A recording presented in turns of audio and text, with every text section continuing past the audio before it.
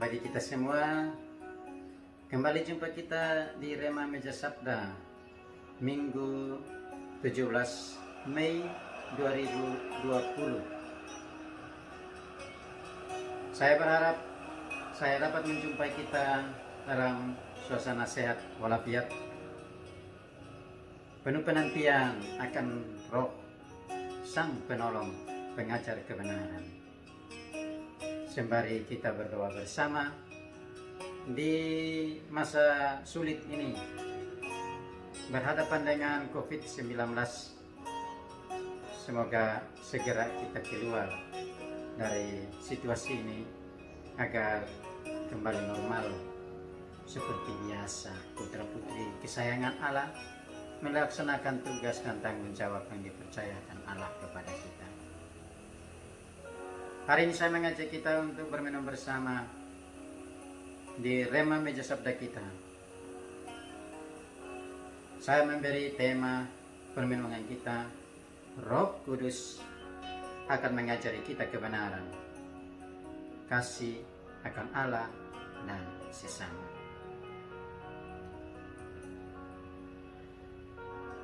Dari laporan Santo Lukas melalui Kisah Para Rasul, bacaan pertama hari ini, ada dua kelompok orang di sana.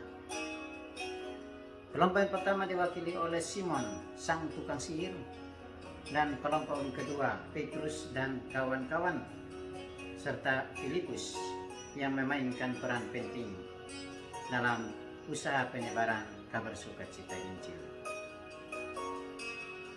Rupanya Simon tukang sihir menjadi percaya kepada Kristus karena pelayanan Filipus yang disertai dengan mukjizat yang diberikan oleh Allah. Simon dengan pengalaman latar belakangnya yang selalu berusaha untuk memperoleh kekuatan gaib lewat kekuatan sihir, dan ia bisa menghabiskan sekian duit untuk membeli kekuatan itu. Hari ini dia kira bahwa dia dapat membeli kuasa yang dimiliki oleh Filipus dan Petrus serta Yohanes. Kiranya dia bisa memberi beberapa duit untuk membeli kuasa itu, kalau dapat. Berhadapan dengan kondisi ini, Petrus memberi penegasan, semacam tanda kutip, atau memang Petrus menegur keras sang tukang sihir itu Simon, bahwa kuasa yang dimilikinya bersama teman-teman, bersama Filipus dan Yohanes, bukan seperti yang ia bayangkan. Kuasa yang diberikan berasal dari Allah dan berguna untuk karya pewartaan Injil, yaitu anugerah rahmat yang mesti dibagikan kepada sesama.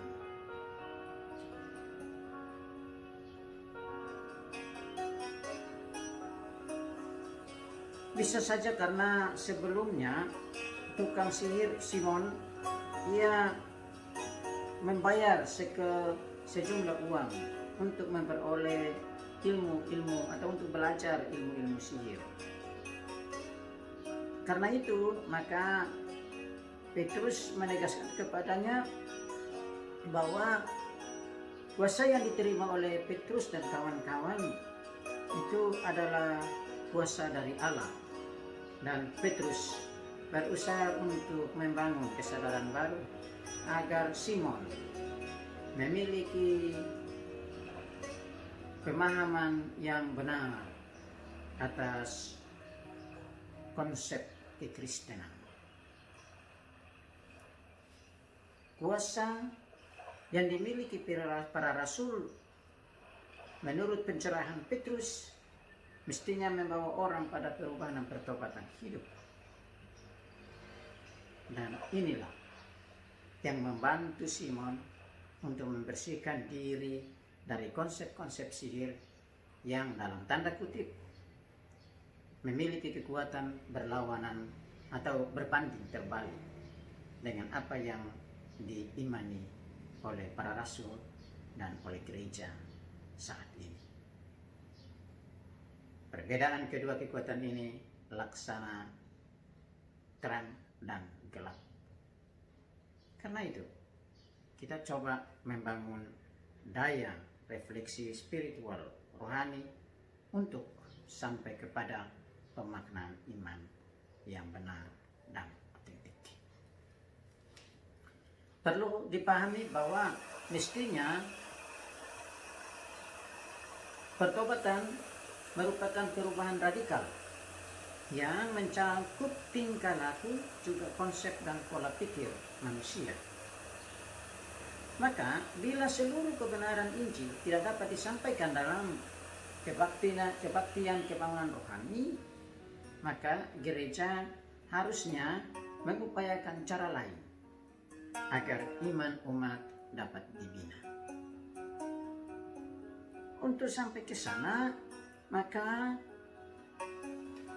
Petrus mengajak kita melalui meja sabda bacaan kedua hari ini untuk mendalami konsep tentang penderitaan. Bahwa ketika seseorang menderita bersama dan dalam Kristus, asalkan di dalam upaya untuk mengedepankan kebenaran, maka mestinya penderitaan itu menggembirakan. Tidak seorang pun yang hidup di dunia ini ingin hidup selalu susah. Meskipun demikian, sering penderitaan meski disadari bahwa tak terhindarkan dari realita hidup kita. Kalau begitu, maka nasihat Petrus itu patut diperhatikan hari ini. Petrus mengingatkan kita untuk memelihara hidup dalam kasih dan perdamaian dengan semua orang, sekalipun tidak diperlakukan dengan baik oleh orang-orang itu. Memang orang yang berbuat baik tidak seharusnya menderita, tapi Petrus ingatkan kita bahwa sekalipun kita telah melakukan yang benar dan baik sesuai dengan kehendak Allah, tapi kesempatan dari Allah atau tetap kita mengalami penderitaan, itu bukanlah hukuman dari Allah, melainkan kesempatan dari Allah untuk memurnikan iman dan keyakinan kita. Lalu kalau begitu, bagaimana kita harus bersikap ketika berhadapan dengan penderitaan? 1. Kita harus berbahagia, bukan takut atau gentar. Kalau kita menghayati iman dan kehidupan kita di dalam kebersamaan kita secara utuh dan total dalam bingkai keyakinan kita kepada Kristus, hidup, karya, dan pengalaman Paskahnya. Sebab jika kita menderita karena kebenaran bersama Kristus, maka penderitaan ini merupakan pengorbanan yang berkenan pada Allah. Termasuk seperti Injil kemarin, tatkala Anda dibenci karena memihak kebenaran, pada saat yang sama Allah berkenan akan tindakan. Kedua, kita harus tunduk pada otoritas Kristus sebagai Tuhan yang memegang dan menguasai kehidupan semua orang. Kita diajak mempercayakan diri dalam tangannya. Dan yang ketiga, kita mesti siap memberi jawaban bagi semua orang tentang pengharapan iman Kristiani, yakni pekerjaan Allah yang sedang Allah genapi dalam hidup umatnya melalui penderitaan. Kita sedang dalam masa COVID-19. Di sana sini timbul penderitaan disebabkan oleh luapannya virus ini. dampak ekonomi dan dampak sosial, relasi sosial yang ditimbulkan begitu hebat. Banyak orang kehilangan pekerjaan, banyak orang kehilangan pendapatan. Berhadapan dengan kondisi seperti ini, banyak orang menggerutu juga, bahkan marah. Apalagi kalau tidak memahami dengan baik apa yang sedang terjadi. Orang akan bersungut-sungut karena seolah tidak dapat apa-apa untuk keberlangsungan hidup. Tetapi sadarkah kita bahwa ketika kita bersabar dan bertahan untuk menangani bersama-sama dengan semua pihak yang berupaya untuk mengatasi penyebar luasan COVID-19 ini, dengannya kita juga bersolidar dalam aksi solidaritas kita dengan semua orang di seantero dunia yang saat ini sedang dilanda musibah ini. Kita mengambil andil di dalam upaya kita untuk pro-life, membela kehidupan. Bahwa kita berdoa untuk mereka yang meninggal karena peristiwa COVID, tetapi juga kita berjuang untuk mempertahankan kehidupan agar kehidupan menjadi lestari. Bapak, Ibu, saudara-saudariku, berkenaan dengan itu, maka Injil hari ini mengajak kita untuk menjadi orang-orang yang hidup dalam roh dan kebenaran, atau menyadari kehadiran Roh Kudus yang dijanjikan dan diberikan Kristus kepada kita, bahwa Dia akan hadir untuk mengajari kita dan menyertai kita dalam seluruh perjalanan hidup kita. Roh Kudus demi maksud kehadiran Dia bersama kita, maka Yesus mesti meninggalkan kita.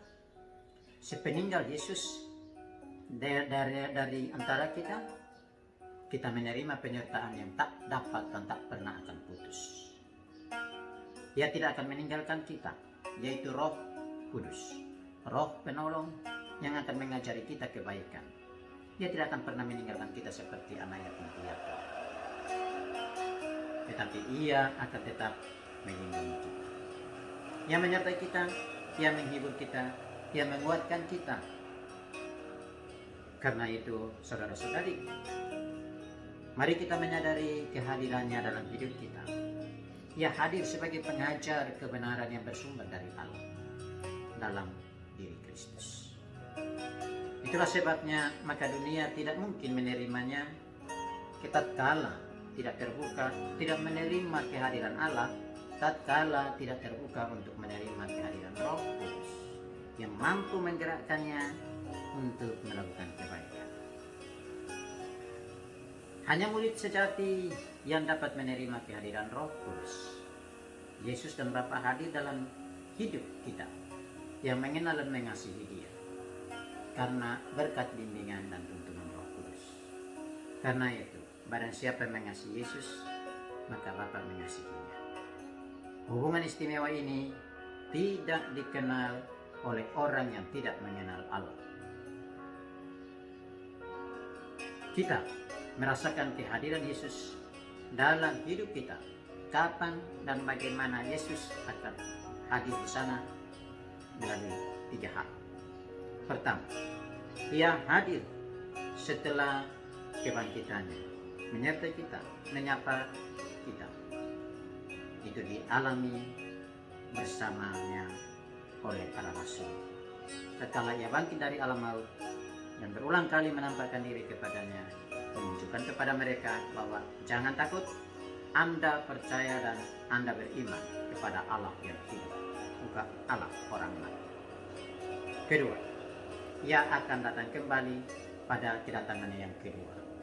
Ini soal akhir zaman, parusia, zaman eskatologi, saat setiap orang dengan cara hidupnya semasa di dunia akan berjumpa dengan Kristus untuk mengalami yang namanya parusia, hidup bersama Allah selamanya.